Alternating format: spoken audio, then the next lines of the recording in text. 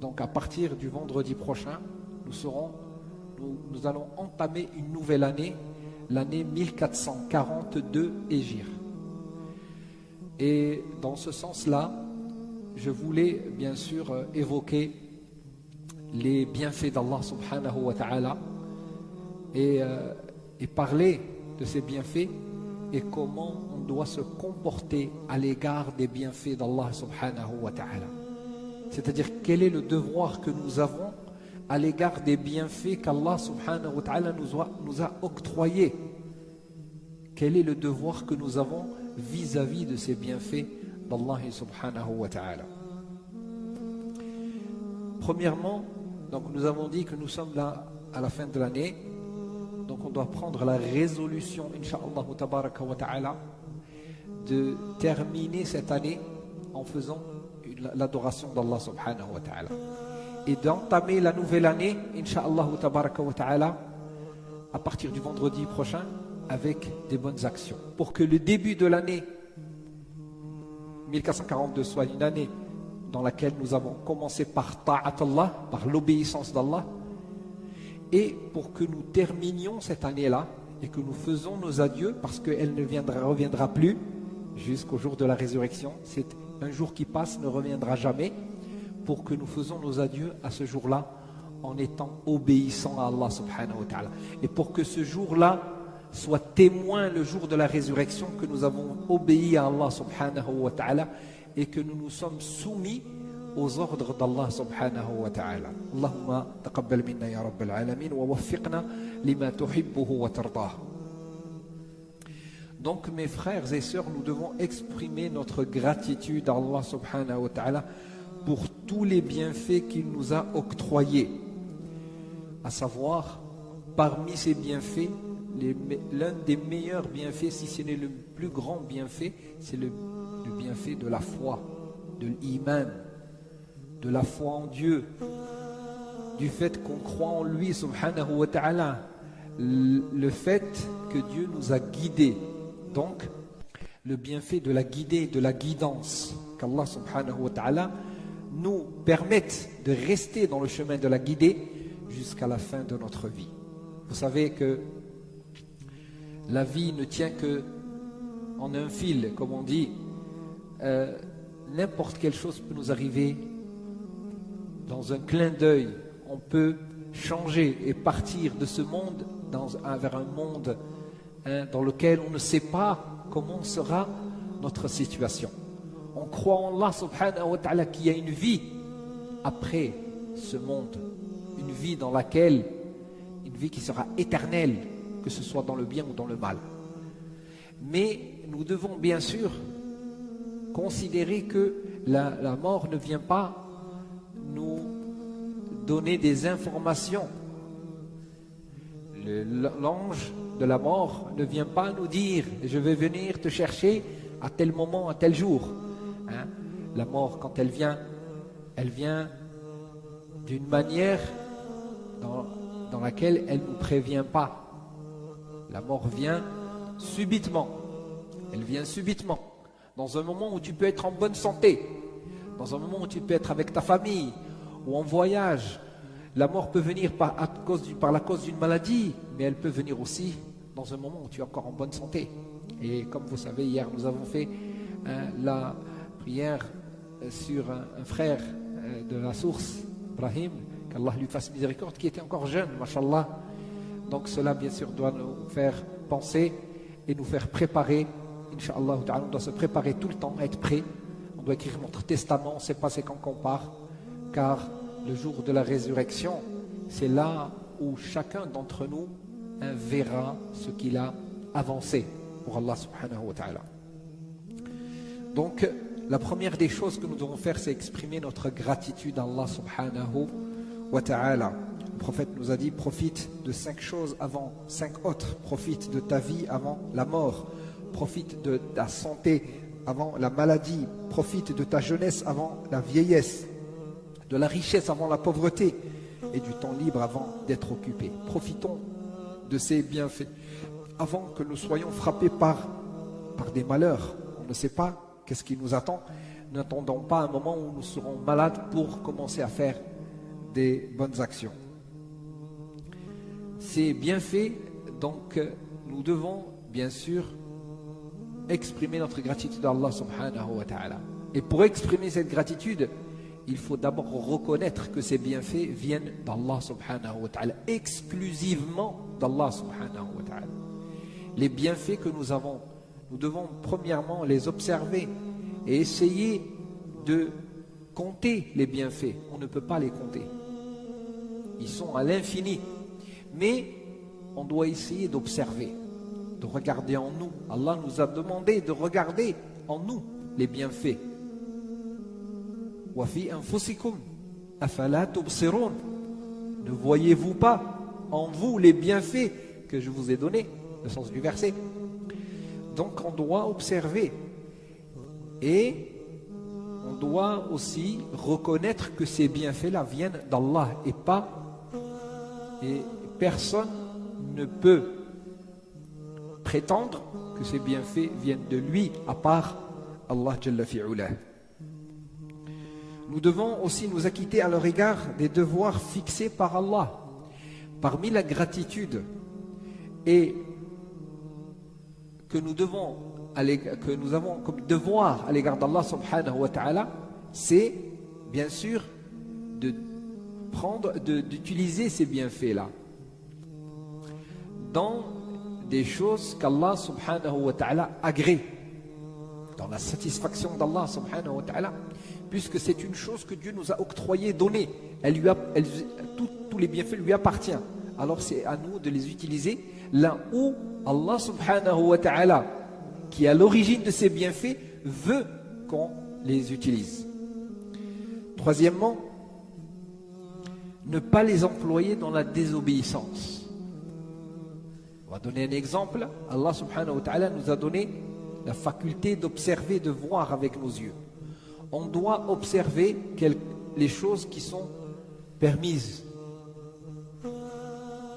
Et on doit observer avec nos yeux la grandeur d'Allah subhanahu wa ta'ala. Nous devons aussi ne pas faire en sorte que les bienfaits d'Allah subhanahu wa ta'ala, qu'il nous a donnés, qu'ils ne soient oubliés. On ne doit pas oublier les bienfaits d'Allah. C'est pour ça qu'Allah subhanahu wa ta'ala nous dit dans le Coran, proclame, il dit au prophète Mohammed, proclame les bienfaits d'Allah. Wa amma bi ni'mati rabbika fahadith, proclame, c'est-à-dire parle-en, parle des bienfaits d'Allah subhanahu wa ta'ala. Allah subhanahu wa ta'ala nous dit, si vous êtes reconnaissant, très certainement j'augmenterai mes bienfaits pour vous.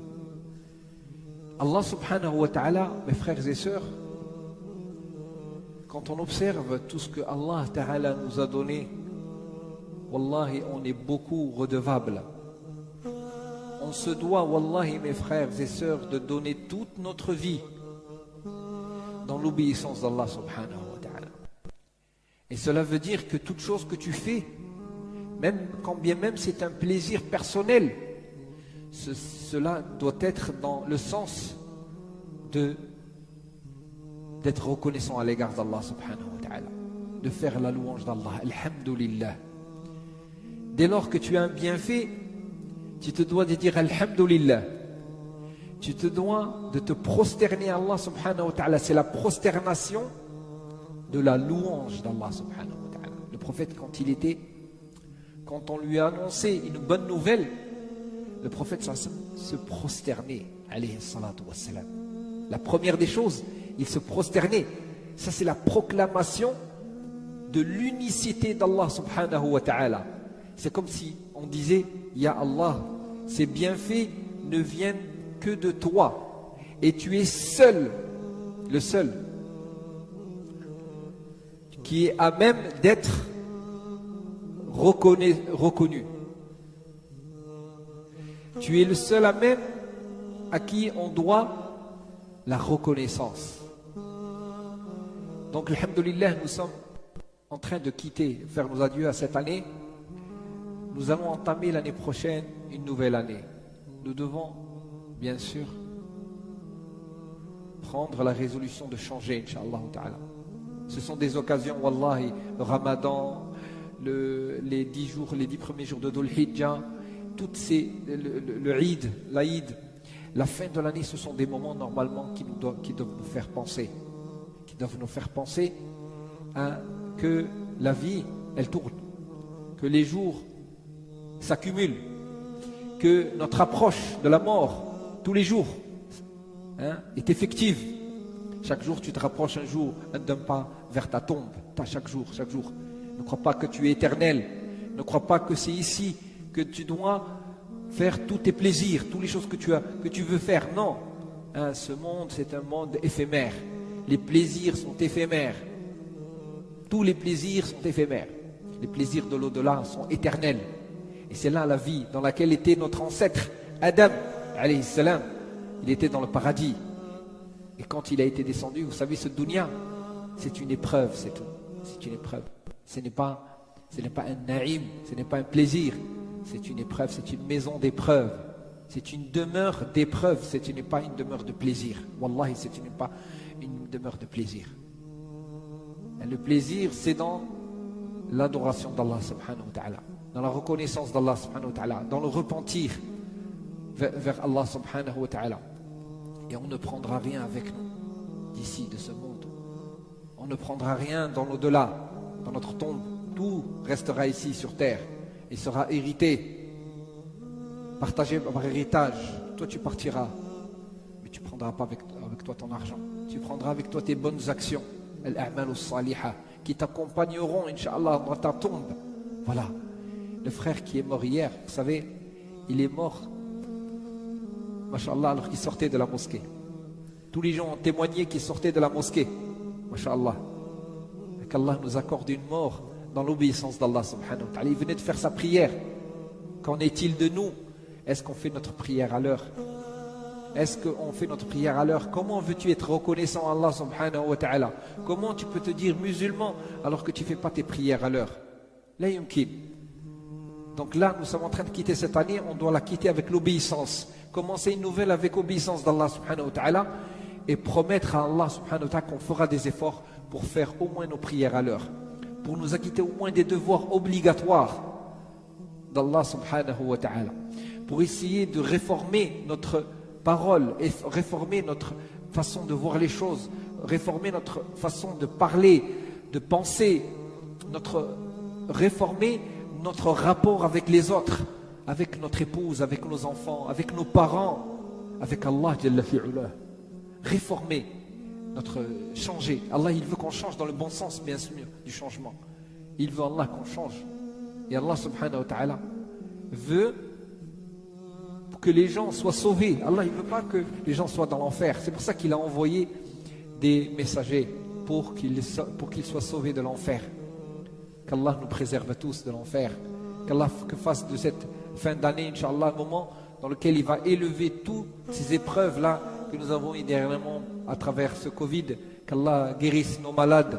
Qu'Allah fasse miséricorde aux personnes qui sont mortes. Allah yarhamhum jami'an, Inch'Allah ta'ala. Qu'Allah nous donne la foi sincère. Qu'Allah nous donne la piété. Qu'Allah nous aide dans notre relation, dans le couple. Qu'Allah nous aide pour éduquer nos enfants, une éducation dont Allah sera satisfait. Tarbiyatan hasana. Qu'Allah fasse de nos enfants des gens pieux. Que Allah fasse de nos filles, Inch'Allah, des femmes pieuses, Inch'Allah ta'ala. اللهم تقبل منا إنك أنت السميع العليم وتب علينا إنك أنت التواب الرحيم. اللهم اغفر للمسلمين والمسلمات المؤمنين والمؤمنات الأحياء منهم والأموات إنك سميع قريب مجيب الدعوات. اللهم إنا نسألك فعل الخيرات وترك المنكرات وحب المساكين وإذا أردت بعبادك فتنة فاقبضنا إليك غير مفتونين ولا مبدلين ولا مغيرين. اللهم ثبتنا على دينك. اللهم ثبتنا على طاعتك. اللهم ثبتنا على طاعتك يا رب العالمين. اللهم اجعلنا ممن يودع هذه السنة بطاعتك يا أرحم الراحمين. اللهم اجعل هذا السنة الجديدة سنة في طاعتك يا أرحم الراحمين، وسنة في مرضاتك يا رب العالمين. اللهم اختم أعمالنا بأفضل الأعمال يا رب العالمين. اللهم تقبل منا إنك أنت السميع العليم، وتب علينا إنك أنت التواب الرحيم. اللهم ارحم شهداء المسلمين. اللهم ثبت أقدام جميع المسلمين في أنحاء العالم يا رب العالمين. اللهم فك أسر المأسورين. ربنا أتنا في الدنيا حسنة وفي الآخرة حسنة وقنا عذاب النار. سبحان ربك رب العزة عما يصفون، وسلام على المرسلين، والحمد لله رب العالمين.